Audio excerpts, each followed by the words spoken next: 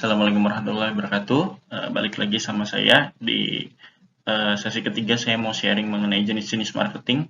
Saya tahu pasti teman-teman sudah punya banyak pengalaman. Pengalaman kita mungkin beda-beda mengenai marketing gitu. Udah banyak juga yang belajar dan tahu dan bahkan menguasai ilmu-ilmu marketing. Tapi saya di sini mau sharing aja karena ini berkaitan dengan program yang ingin dilakukan sama DZ nanti.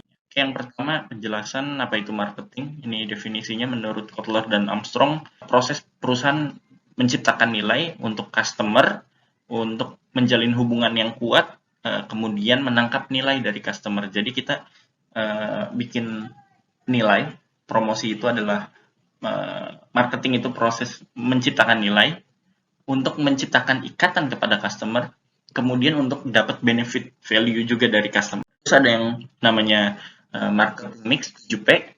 Ini mungkin teman-teman juga udah tahu tentang price, product, place, promotion, people, packaging, dan proses. Price ya harganya sesuai dengan market. Sebenarnya nggak ada yang namanya produk harganya kemahalan atau kemurahan. Yang ada adalah produknya tidak sesuai dengan marketnya. Yang kedua, produk sesuai dengan kebutuhan customer apa gitu. Jadi kita riset apa sih kebutuhan customer yang kita targetkan, maka kita jual produk yang sesuai dengan kebutuhannya. Yang ketiga, place, menjual produk di tempat yang tepat gitu. Jadi tempatnya harus tepat. Kita jualan apa di tempat apa, jangan jangan salah gitu. Dan keempat adalah promotion, harus membuat promosi yang menarik gitu. Yang kelima, people, menempatkan orang di posisi yang tepat, yang sesuai dengan kemampuannya, yang bisa menambahkan nilai perusahaan, bahkan menambahkan nilai promosi. Keenam, packaging. Packaging harus menarik, makanya kita makin lama makin sering ngelihat produk-produk yang packagingnya menarik gitu. Yang ketujuh, proses. Itu proses itu dari produk, pelayanan, delivery. Jadi proses itu satu kesatuan yang dirasakan oleh customer dalam melakukan pembelian terhadap kita gitu. Jadi pelayanannya ramah, produknya bagus, delivery-nya tepat waktu gitu. Pembayarannya juga mudah. Itu bagian dari proses karena itu menjelaskan tentang apa secara tidak langsung memberikan experience lah kepada customer. Terus jenis marketing itu banyak dilihat dari aspeknya, dilihat dari bagaimana kita mengklasifikasikannya gitu. Tapi ini secara umum ada yang namanya marketing online, ada yang offline, ada direct, ada indirect gitu, ada organic, non organic, product oriented, value oriented, price oriented, B2B, B2C, branding, dan lain-lain dan seterusnya dan sebagainya gitu. Saking banyaknya nih. Ya mungkin yang online offline udah tahu lah ya, jualan baju lewat Tokopedia sama lewat toko konvensional misalnya, itu sebuah perbedaan online offline. Direct indirect, direct itu jual langsung ke customer, indirect itu misalnya ke bentuk kemitraan lewat distributor, agen, reseller, dan sebagainya. Direct indirect juga bisa diartikan kita jualan langsung, dan indirect itu kayak kita soft selling gitu. Organik non organik ya ini bayar dan nggak bayar lah intinya gitu. Product oriented, value oriented, price oriented itu ya ada orang yang jualan produk karena mutunya, kualitasnya harus bagus, mengutamakan kualitas lah, mengutamakan kualitas, mengutamakan fungsi, intinya fokusnya pada produk. Kemudian value oriented ada yang berdasarkan value-nya, campaign-nya gitu, visinya. Ada juga yang price oriented gitu, yang penting harganya murah gitu. Ada B2B, B2C, ada branding dan lain-lain. Ini teman-teman pasti tahu dan lebih menguasai dari saya. Jadi ini sekedar sharing aja. Nah, sekarang yang saya lihat yang lagi tren adalah creative marketing dan community marketing. Kenapa bisa saya bilang tren? Karena ada dua alasan besar. Pertama, iklan-iklan kreatif dan pembentukan community lagi berseliweran di mana-mana. Yang kedua, karena di perusahaan-perusahaan startup, bahkan unicorn, itu lagi banyak banget yang ngerekrut tim kreatif maupun community development gitu. Jadi lagi banyak banget lowongan seperti itu tandanya perusahaan-perusahaan itu sudah mulai menciptakan tren baru atau ngikutin tren yang sebenarnya udah ada tapi dikembangkan gitu. Nah, creative marketing ini umumnya dilakukan startup atau perusahaan yang punya culture kreatif yang tinggi gitu. Jadi kayak misalnya Gojek, Shopee, kalau teman-teman lihat banyak iklan Gojek yang menarik gitu, itu ada PH-nya sendiri. Jadi mereka punya anak perusahaan bentuknya PH, namanya Creative Labs. Jadi mereka produksi iklan mereka sendiri untuk grup mereka, untuk Gojek, untuk GoPay gitu. Jadi itu yang membuat iklannya Creative Labs dan iklannya benar-benar lucu, menarik. Kalian mungkin pernah tahu iklan apa? Kalau sekarang kan yang udah lama nggak meeting cantik, terusnya udah lama nggak pakai lipstick. Mungkin ada yang tahu juga yang saking udah lamanya nggak ke kantor, udah lama nggak dandan, itu sampai kipas nggak mau nengok ke orangnya gitu. Itu iklan yang lucu juga. Di GoPay, kalau coba dilihat iklan GoPay tentang apa? Tentang ibunya adalah ayahnya gitu. Itu juga menarik banget, atau tentang yang syarat apa pinjol itu ngeberatin dan segala macamnya, syarat pay later ngeberatin. Itu juga bagus-bagus banget iklannya. Menarik, kreatif. Shopee juga banyak yang iklan-iklannya menarik gitu, yang iklan-iklannya kreatif. Ini tujuannya untuk meningkatkan brand awareness karena kita ngelihat wah iklannya lucu ya, wah iklannya bagus ya, wah iklannya menarik. Itu jadi yang jadi awareness buat kita adalah iklannya gitu. Yang jadi awareness adalah iklannya, bukan produknya, iklannya. Tapi dengan kita kenal iklannya dulu, kita jadi pengen tahu produknya apa, atau kita nungguin iklannya gitu. Apa ya, kreatif marketing ini banyak banget sebenarnya dari dulu mungkin gitu. Kalau kalian ngelihat iklan rokok tidak pernah menunjukkan rokoknya, tapi kita selalu tahu gitu. Misalnya Sampurna Hijau iklannya selalu tentang persahabatan, selalu gitu. Rokok-rokok yang mild, yang anak muda ya ceritanya tentang anak muda sukses kaya gitu. Terus Jarum Super gitu selalu yang sport, yang laki-laki, yang gagah, seneng olahraga, tantangan, adventure gitu segala macam. Mereka itu bagian dari kreatif apa marketing, karena mereka menciptakan sebuah iklan tanpa memperlihatkan produknya tapi pesannya sampai gitu misalnya. Yang kedua, community marketing umumnya dilakukan startup atau UMKM gitu. Jadi banyak banget, ya termasuk kita bisa disebut community marketing karena kita ngumpulin orang-orang untuk ikut terlibat, untuk kolaborasi sama kita gitu, membentuk community.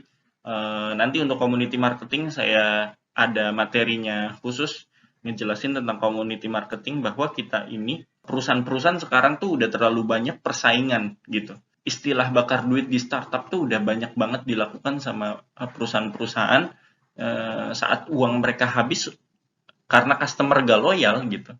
Jadi misalnya gini, saat Dana lagi ada promo, kita pakai Dana. Saat OVO lagi ada promo, kita pakai OVO. GoPay ada promo, kita pakai GoPay. Itu nggak loyal kan? Customer nggak loyal karena dikasih promo, jejelin promo. Mereka silih berganti ngasih promo. Begitu duit sama-sama habis, nggak punya customer loyal.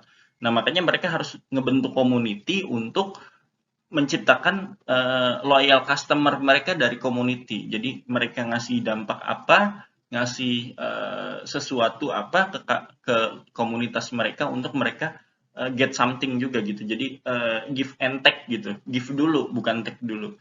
Jadi mereka berikan sesuatu sampai mereka merasakan manfaatnya, akhirnya merasa ada ikatan, ada bonding antara si customer dengan dia, akhirnya menciptakan culture baru yang dibuat sebagai community gitu. Nah itu udah banyak banget ya yang kayak gitu. Kita juga pengen melakukan hal yang sama lewat creative marketing dan community marketing. Jadi creative marketing dengan proses pembuatan konten yang menarik bagi customer. Ini kita lagi melakukan banyak perbaikan. Kalau ada ide dari teman-teman, kita juga pengen coba ngasih dari sudut pandang teman-teman mitra yang tahu di pasar seperti apa iklan yang menarik. Sampaikan ke kita, insya Allah kalau misalnya bisa dieksekusi, kita coba eksekusi gitu. Kalau belum ya mungkin kita tunda dulu, kita lihat dulu mana yang paling memungkinkan dari banyak saran misalnya. Nah kita lagi coba buat konten-konten yang lebih menarik, buat konten-konten yang lebih bisa meningkatkan awareness juga. Yang kedua, community marketing. Ini kita juga pengen memperbanyak jaringan dengan misalnya membentuk komunitas atau fitur dan mengedepankan fitur-fitur yang akan diberikan kepada customer. Jadi nanti itu kita pengennya selain kita nge-grab calon mitra-mitra gitu, kita juga nge-grab market yang belum mau untuk jualan, belum mau untuk belajar jualan online, tapi kita ngasih fasilitas tertentu sehingga mereka mau jadi loyal customer kita. Jadi nggak apa-apa deh dia nggak mau jadi reseller, yang penting dia mau ada ikatan sama kita, jadi komunitas sama kita, mau terlibat sama kita. Itu sih yang menjadi salah satu tujuan adanya sharing ini gitu. Jadi kita pengen banget kita sendiri DZ dan ke teman-teman mitra sekalian untuk yuk kita bikin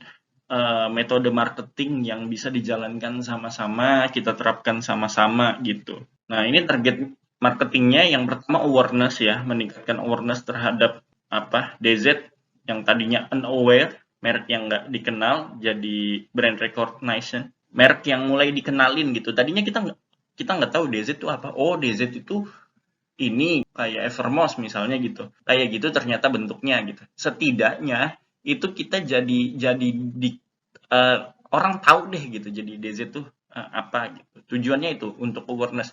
Kita nggak bisa kalau dalam urutan brand kan ada namanya top of mind brand gitu, terusnya dan lain-lain ya, termasuk unknown brand gitu, unaware dan segala macamnya. Kita tuh pengen orang tahu dulu deh, tahu belum kenal, tahu dulu gitu.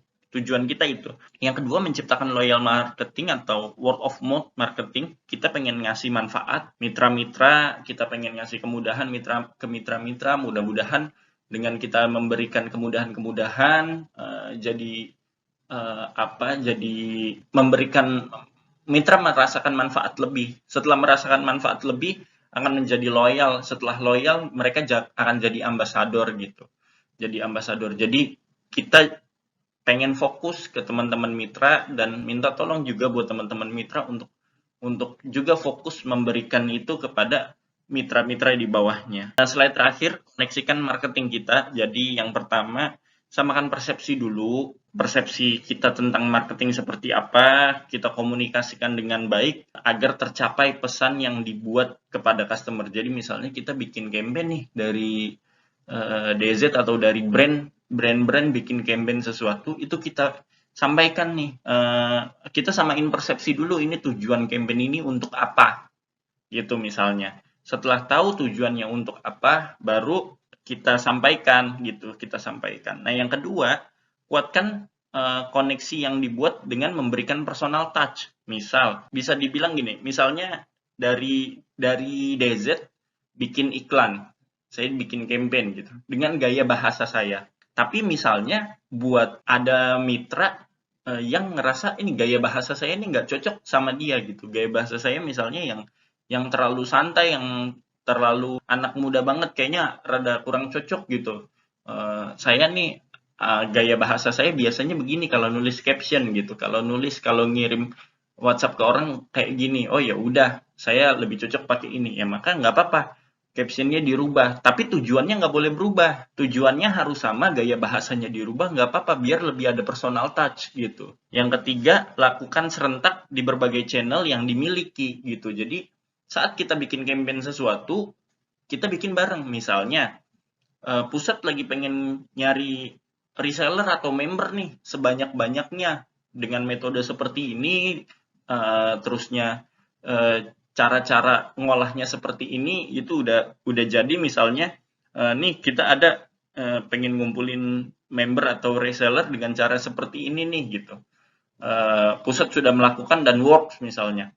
Ayo kita semua lakukan bareng-bareng menjelang Ramadan. Ya udah kita lakukan bareng-bareng gitu.